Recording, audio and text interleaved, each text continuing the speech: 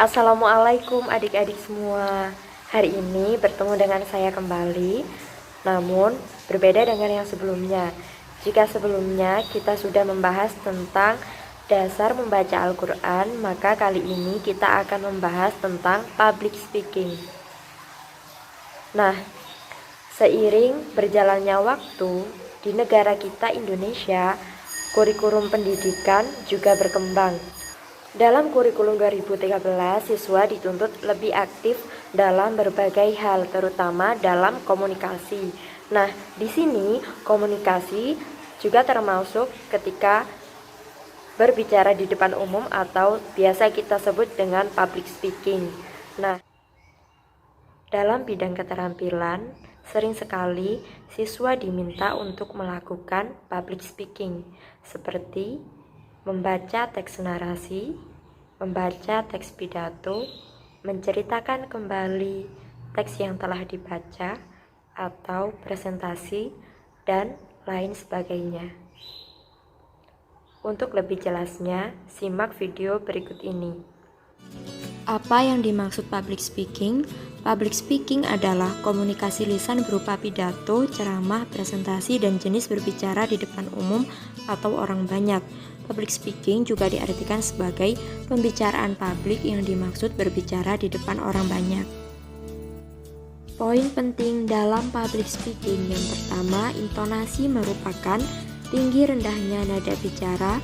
Hal ini sangat penting dalam public speaking, sebab tinggi rendahnya nada bicara dapat mempengaruhi makna pesan dan juga mempengaruhi suasana. Nomor 2, vokal dan volume. Ketika sedang melakukan public speaking, berbicaralah dengan jelas dan lantang. Buka mulut lebar-lebar dan ucapkan setiap kata secara jelas. Volume suara juga dapat mempengaruhi suasana. Naik turunnya volume suara harus disesuaikan dengan pesan yang tengah disampaikan. Jangan sampai audien terganggu dengan volume yang terlalu keras atau kebingungan karena suara yang terlalu kecil. Yang ketiga, pemilihan diksi. Diksi atau kosakata sangatlah penting kala berbicara di depan publik. Kenalilah audien terlebih dahulu, sehingga kita bisa menentukan jenis diksi yang akan digunakan. Apakah harus menggunakan bahasa formal, bahasa sehari-hari, atau bahkan bahasa gaul? Semua itu ditentukan dari audien.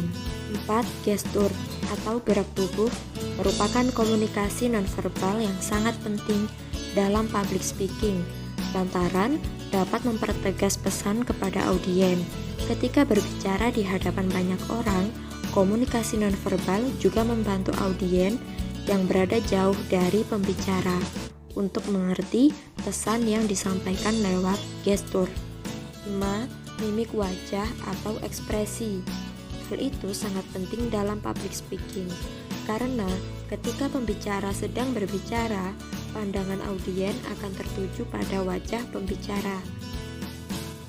Manfaat public speaking bagi pelajar di masa mendatang: berani tampil di depan umum, kecerdasan emosional, soft skill, keterampilan kepemimpinan.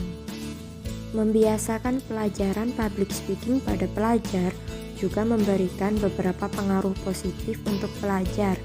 Di antaranya adalah pelajar mampu menjelaskan lebih jelas saat berbicara empat mata, kemampuan berargumen dan bernegosiasi yang lebih baik, hingga kemampuan berdebat. Seseorang yang memiliki kemampuan public speaking biasanya lebih dituntut tampil ke depan oleh orang lain karena kemampuan ini. Dengan kata lain, memiliki peluang lebih tinggi tampil sebagai pemimpin atau penanggung jawab sebuah tim. Tips melatih kemampuan public speaking. Yang pertama, biasakan lebih aktif dan percaya diri. Kalian bisa memulai dengan belajar berbicara di depan cermin terlebih dahulu. Kedua, diskusi atau presentasi. Biasakan diri untuk terlibat dan lebih aktif ketika diskusi atau presentasi. 3. Banyaklah membaca. Hal tersebut dapat membantu perkembangan berbahasa kalian. Keempat, tulis poin-poin penting agar mudah diingat.